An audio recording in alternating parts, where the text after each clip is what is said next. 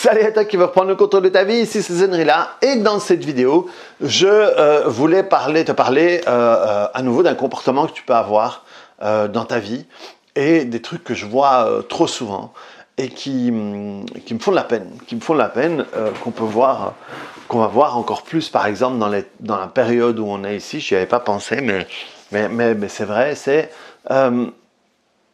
des fois à quel point les gens se protègent énormément. Et le truc, c'est que tu ne peux pas gagner la guerre en te protégeant tout le temps. Et donc, tu ne peux pas réussir ta vie en étant constamment dans la protection et dans la surprotection. C'est que des fois, je vois tellement de personnes qui ont tellement peur qu'il leur arrive quelque chose qu'ils ne vivent pas. Qu'ils ne vivent pas leur vie. Et ça, c'est tellement dommage. Et on est tellement dans une situation où une partie de la population va vivre, est déjà en train de vivre ça, que c'est terrible, quoi. Je suis en train de partir sur quelque chose que je comptais absolument pas. Je comptais absolument pas partir là-dessus, mais bon, c'est pas grave, c'est ce qui vient. J'ai vu, par exemple, dans le fil d'actualité de ma famille au Pérou, de la famille de ma femme, qui est ma famille au Pérou, qui montre des publicités qu'on a fait sur le coronavirus, où il y a des petits-enfants qui vont voir leurs grands-parents, ils embrassent leurs grands-parents, et l'image d'après, c'est la grand-mère qui est dans un lit d'hôpital avec des tubes, avec des machins et tout, et qui est en train de mourir de coronavirus. Et en disant un truc genre protégeons nos grands-parents en n'allant pas les voir, ou je sais pas quoi. Et moi je vois ça et je me dis putain quoi. Je vois il y a une maman à l'école de mon fils qui expliquait que sa fille faisait presque des crises d'angoisse, qui est l'âge de mon fils, qui est dans la classe de mon fils, qui a 6 ans, parce qu'à un moment, elle avait peur de sortir, et elle avait peur que sa mère tombe malade et qu'attrape le coronavirus. Et ce genre de pub, quand vous voyez des enfants qui sont fragiles ou qui sont peut-être déjà un petit peu anxieux, qu'ils vont voir une vidéo comme ça, ne vont peut-être plus oser embrasser leurs grands-parents. Mais ça va les angoisser. Et ça va créer des gens qui seront constamment dans la protection parce qu'on a dessiné un ennemi, un danger, voilà, un danger énorme comme ça. Et il y a des gens qui vivent comme ça. Il y a des gens qui ont peur et qui vivent dans la peur. Et alors, comme ils vivent dans la peur, ils ne vivent pas leur vie, ils vivent leur vie pour se protéger de tout, pour se protéger des maladies, pour se protéger des gens qui vont les voler, pour ces gens qui, tout d'un coup, sont dans le métro, sont dans la rue, vont voir un noir ou un arabe s'approcher d'eux et vont rapprocher leur sac. Et ce sont sans doute des gens qui ne sont jamais fait voler. Jamais fait voler. Des gens qui vont fermer leur maison à double tour, à triple tour, voilà, ou des gens qui se sont fait voler une fois chez eux, et donc des gens qui ne vont plus jamais être tranquilles. Et ça, c'est terrible. C'est terrible parce que tout le reste de ta vie, ou en tout cas jusqu'au moment où tu puisses travailler, ou à un moment peut-être avec le temps tu puisses faire la paix avec tout ça, tu ne vis plus ta vie comme tu devrais la vivre. Et tu ne gagnes pas une bagarre en te protégeant. Tu ne réussis pas ta vie en te protégeant. Et réussir sa vie, c'est pas gagner de l'argent, c'est pas, j'en sais rien, moi, c'est pas avoir une grande voiture, c'est pas avoir un truc du style, c'est que si tu fais la balance des trucs, ben, il y a plus de moments de plaisir, d'amour, de choses qui te remplissent, qui te font grandir, qui te font du bien, que de trucs négatifs. Je donnais l'exemple l'autre jour à une une fille qui elle dit qu'elle avait des problèmes et son médecin dit qu'il y avait peut-être une possibilité de cancer. Je lui expliquais que dans les gens qui ont le cancer, ou des maladies un peu grandes, un peu fortes comme ça, comme le cancer, eh bien, il y a des gens qui vont mourir. Des gens qui ne vont pas survivre, qui vont mourir. Ensuite, dans les gens qui vont survivre, il y a des gens qui vont vivre et il y a des gens qui vont mourir. Et en réalité, ils vont mourir en restant vivants. Ça veut dire que ces personnes-là vont vivre constamment dans la peur du retour du cancer. Et donc, ne vont pas manger ça parce que c'est pas bon pour le cancer. Ne vont pas faire ça parce que non, il ne faut pas que j'ai des émotions fortes parce que c'est pas bon pour le cancer. Vont plus aller sur une montagne russe. Vont pas regarder des films qui les font pleurer parce que ça pourrait. Vont pas sortir. Vont pas aller dans les trucs étrangers. Parce que ça pourrait leur ramener le cancer. Donc, en réalité, ces personnes-là sont mortes. Et je veux dire par là qu'elles arrêtent de vivre. Sauf qu'on va les enterrer dans 20, 30, 40, 50 ans. Donc, elles sont mortes, mais elles ne s'en rendent pas compte. Et ensuite, il y a les gens qui vivent. Dans les gens qui vivent, il y a les gens qui vivent leur vie comme elle était avant. Et il y en a d'autres qui vont dire « Cette maladie, c'est la plus belle chose qui me soit arrivée. Parce que je me rends compte que je ne vivais pas. Et donc, à partir d'aujourd'hui, je vais vivre. Et je vais vivre à fond. » Et souvent, ça peut être des gens qui font des trucs assez impressionnants, voire extraordinaires, parce qu'ils se rendaient compte qu'ils ne vivaient pas. Et je serais effrayé de voir le pourcentage. Je pense que le pourcentage de personnes qui ne vivent par leur vie est énorme. Ça veut dire des gens qui vont vivre avec des gens qui ne veulent pas vivre, qui vont faire des boulots qu'ils n'aiment pas faire, qui vont passer toute la semaine en attendant le vendredi soir, qui vont... je veux dire, qui ne profitent pas, quoi. Et c'est dommage. C'est dommage, mais de nouveau, je m'égare. Mais si toi, tu vis... Je ne sais pas si vous entendez. Il y a mon fils qui chante Superman à côté. Ma femme doit être comme dingue. Il chante ça toute la journée. Et moi, ça me fait marrer, mais bon. Donc, les enfants, quand on ne les fait pas participer aux problèmes de la maison, je veux dire, quoi qu'il pourrait arriver, il y a des trucs, des fois, on parle des trucs avec ma femme, et mon fils, il dit quoi? Il dit rien, mais à un moment, il répète un truc qu'on a dit, il dit, mais c'est pas à toi de t'occuper de ça. C'est pas ton rôle, c'est un problème des parents. C'est nous qui devons nous occuper de toi. Toi, tu dois t'occuper de t'amuser et tout ça. Et ok.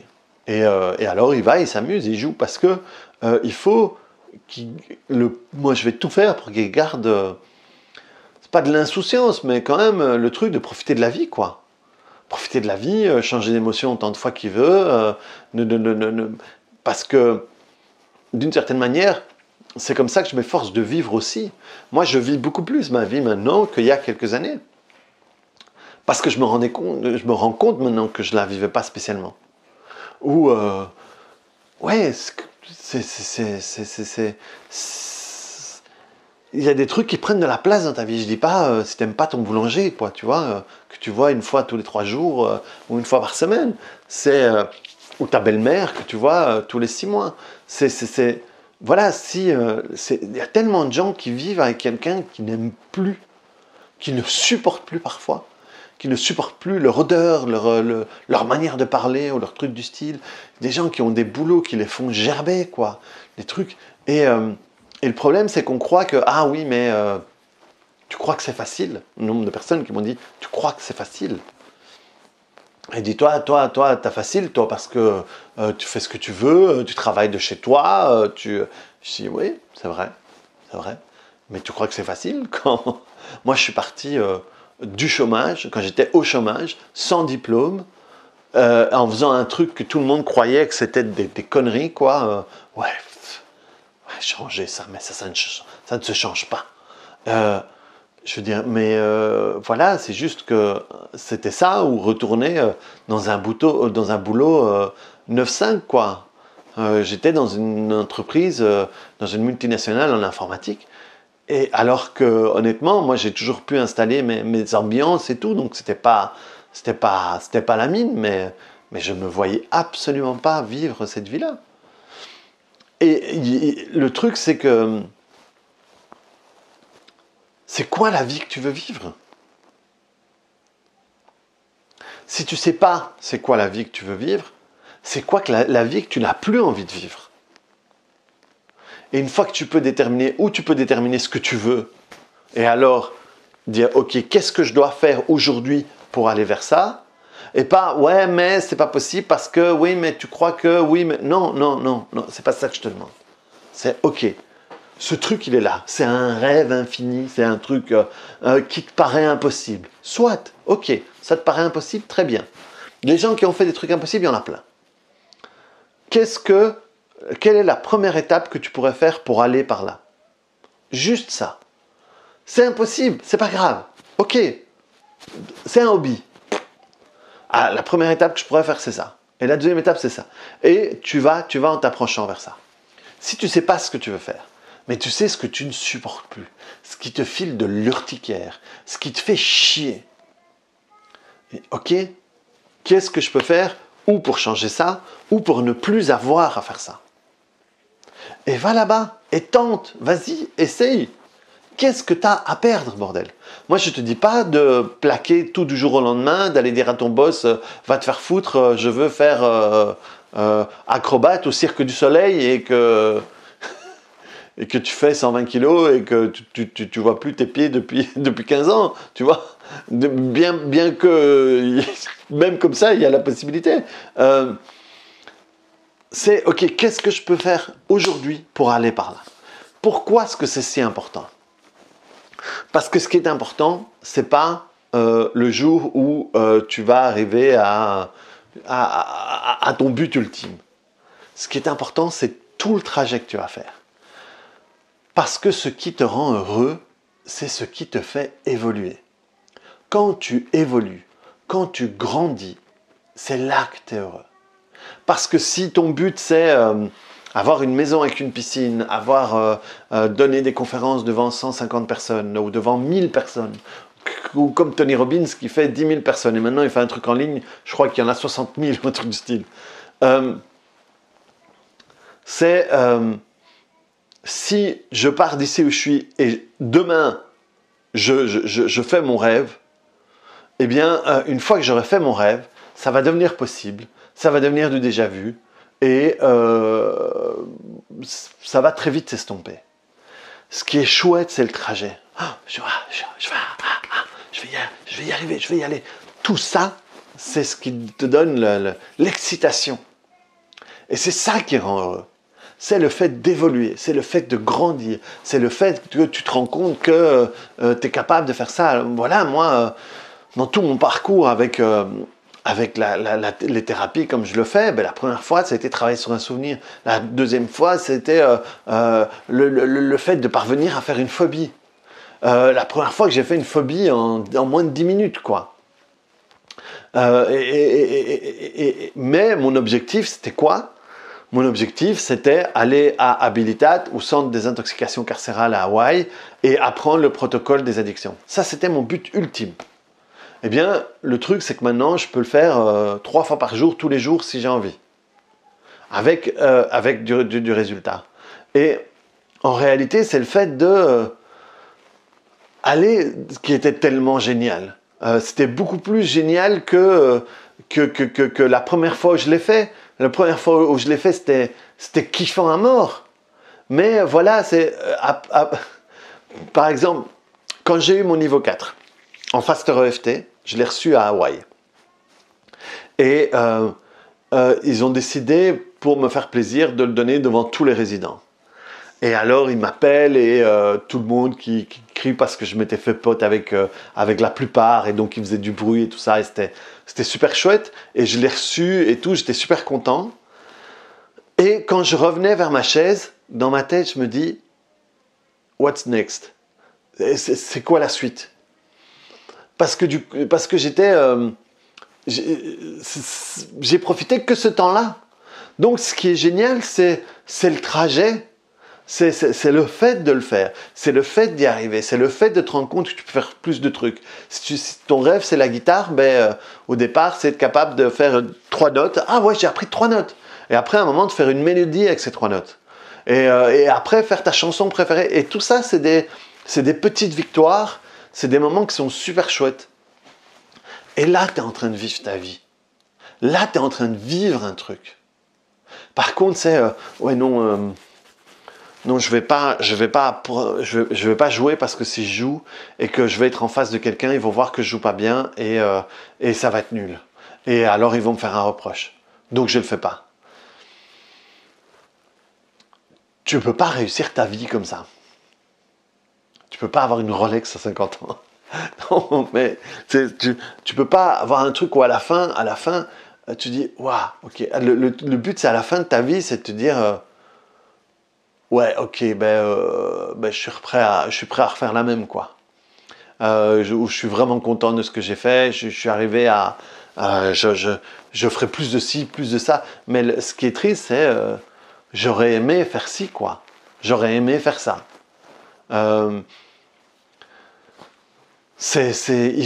Voilà, moi, rien qu'ici, depuis le confinement, il y a des choses que je fais que j'avais toujours voulu faire, que j'ai jamais fait et que j'avais jamais fait avant.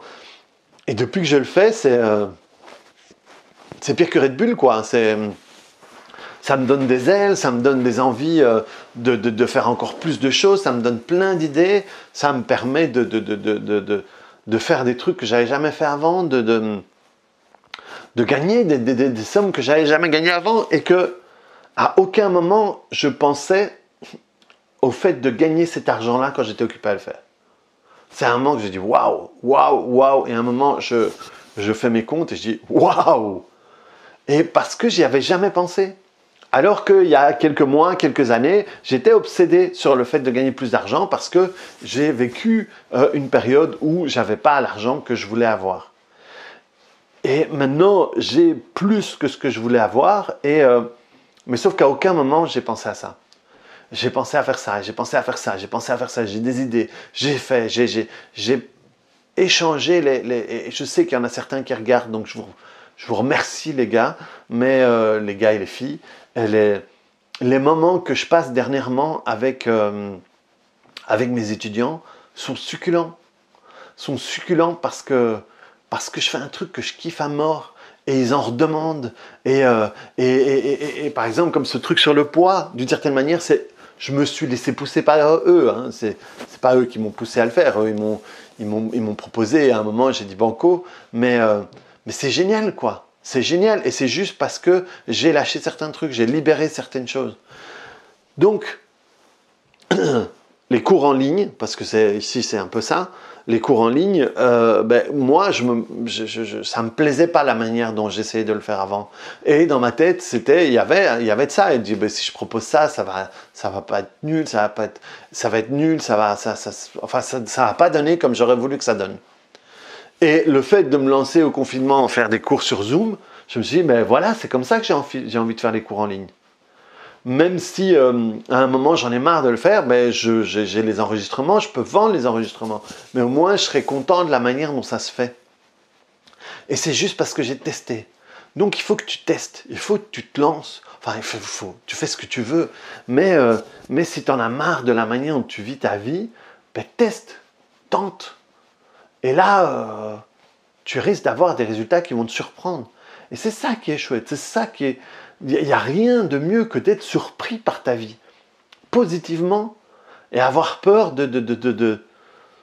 avoir peur de ce qui pourra... C'est deux trucs complètement différents. Avoir peur de ce qui pourra arriver et avoir envie d'être surpris par ta vie.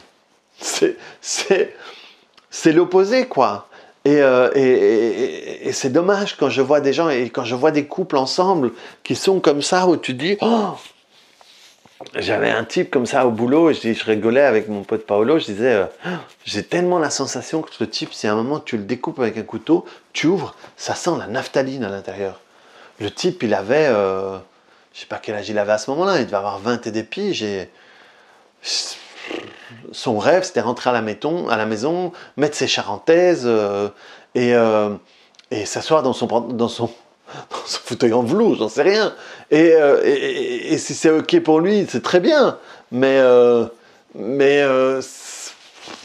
c'est dommage, quoi. C'est dommage. Si c'est ok, si tu es heureux là-dessus, c'est nickel, continue à le faire.